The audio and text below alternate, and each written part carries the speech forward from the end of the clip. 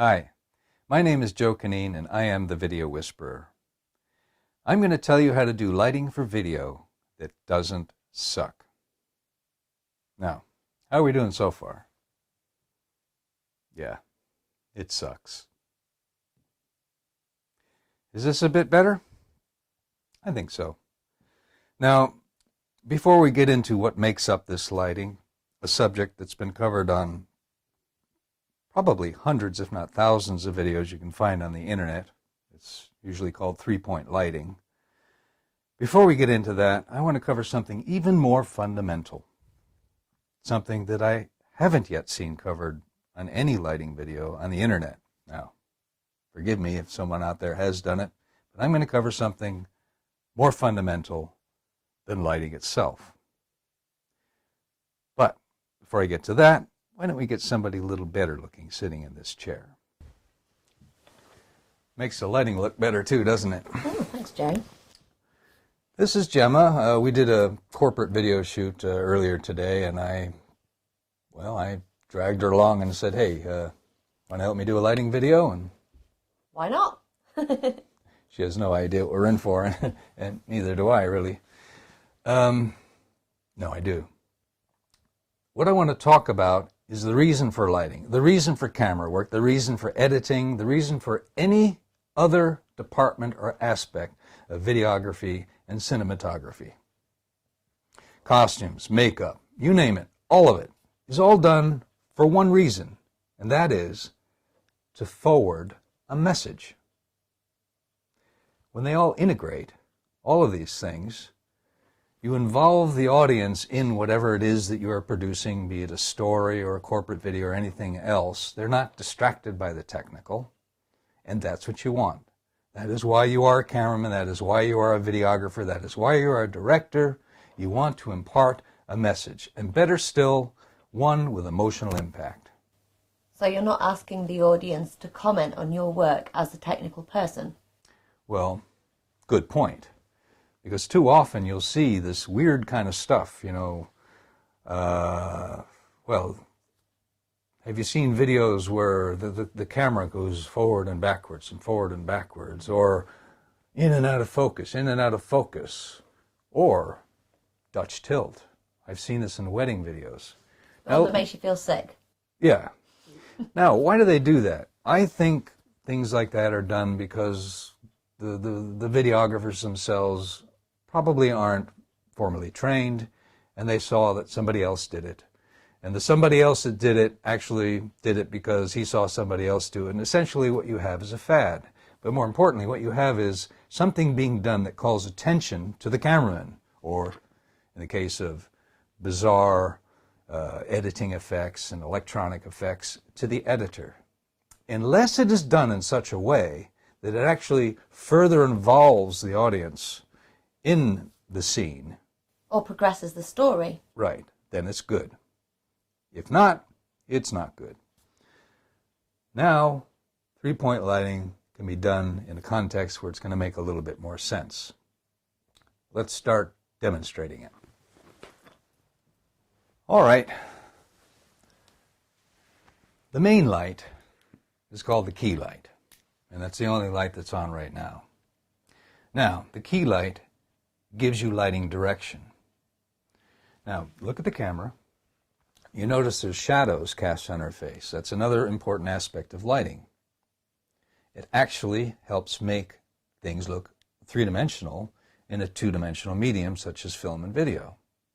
That's something you want. Now, the degree with which you see detail in the shadow or not is the subject of the fill light.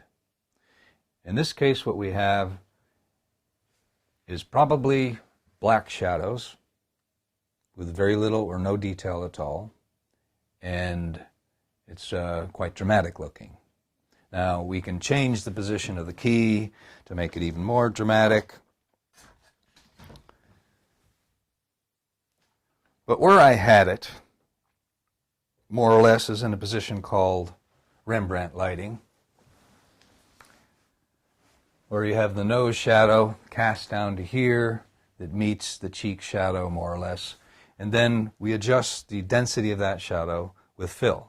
So let's turn on some fill.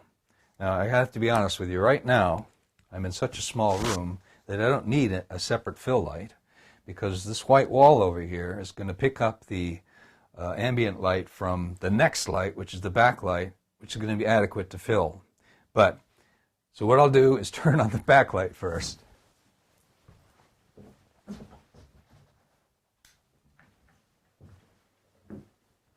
So we're seeing two things at once. These shadows are less dense now, and she also has a backlight. And the backlight is, of course, the third part of three-point lighting. Now, sense now. Yeah. Point lighting. Yeah. Now, there actually are more than 3 types of lights in standard lighting. Because notice the background. What's lighting the background? So far, these 3 lights are essentially lighting the subject, even though the ambient light in the room from the fill is giving a little illumination to the background. So the other 2 types of lights are called set lights and effect lights. Effect lights include practicals, and practical is an actual light that you see in the scene.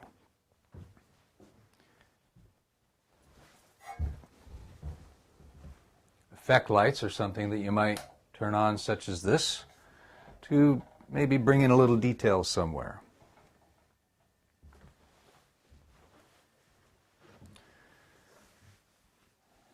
Now, a lot more lights could be turned on to further enhance the scene and give you some atmospheric lighting.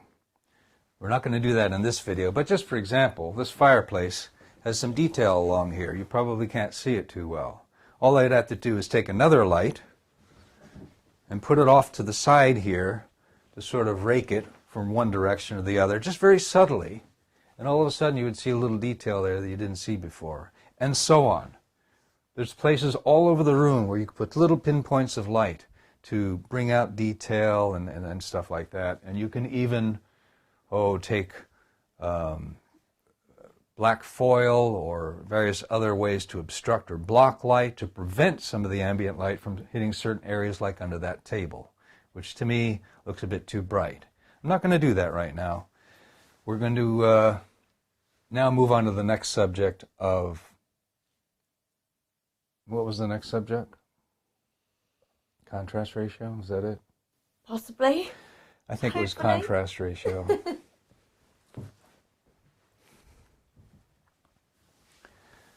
All right, contrast ratio. All right, earlier I told you that my backlight was actually, by hitting the wall over here, acting as my fill, which is all right. It's a very handy thing and very practical thing when you're out on location. You use whatever you can. But for the purposes of demonstration, I've now flagged that off the wall pretty much, and I now have a separate fill light over here, which is not turned on yet. Now, look at the camera. Again, you'll notice you have that Rembrandt lighting, that triangle of light here, and a relatively dense shadow.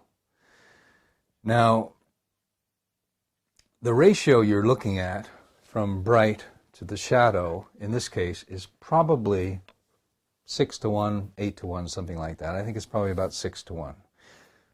Back when we did film, we had to use meters all the time, and with video, you have the luxury of being able to immediately see the results, so the metering isn't that important. But the visual result is.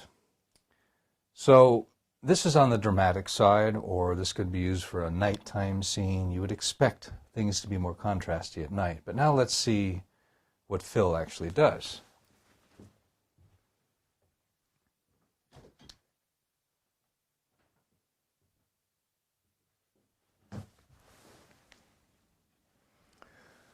What we have here is probably something on the order of a 2:1 contrast ratio, maybe even 1.5:1.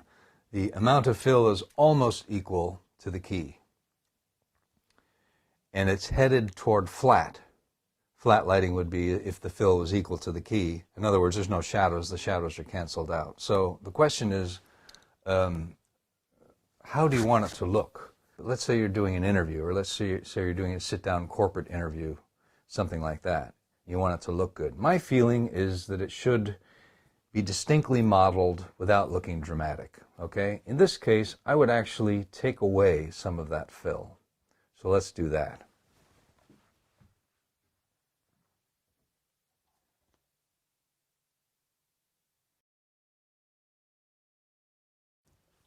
How do I look now? I think you look pretty good, my dear. In my opinion, we have what's about maybe a 3 to 4 to 1 contrast ratio. You have distinct modeling, a distinct sculptural look to the face, separated from the background by the backlight. It's modeled by the key, it's filled by the fill. We've got a balance here, which looks nice, don't you think? I'll have to show you afterwards. All right, well, I realize I haven't gone over the actual positioning of these lights or shown you any of them off scene, and really the reason for that is we're in a bit of a matchbox right now. That camera's as wide as it goes. But if you'd like, in a future video, I'll get a bigger room. I think Gemma has agreed to help me out again. And we can do a very clear demonstration of where to place lights to create these different effects. But I'd like to point out that even though I'm sitting in a matchbox-sized room, you can still create nice lighting. And that's what I hope you guys will be able to do as a result of anything you might have learned here, is to produce a video that has lighting that really does forward the message of what you're trying to communicate. Was that a good ending? That's a good ending. I hope so. Oh, by the way, fire. That's an effect light. The tilted camera was originally came about probably back in the 30s or 40s, certainly by the 40s, and was popularized by Alfred Hitchcock. Now think about it. We're talking about camera composition. And when the camera's tilted like that, all the verticals go crooked, don't they? Well, the way Hitchcock used that was to forward a message. Some scene of an unstable character or psychotic person. So you throw everything off tilt, off balance. There you had camera composition that was deliberately done that way to forward a message. The lighting forwarded the same message, the music forwarded the same message, the editing and so forth. So that's what I'm talking about. So while this is a form of standard lighting you're looking at, that doesn't mean this is the only way you do lighting. I don't know where to go from here. Hi. Hey there. Hey, babe.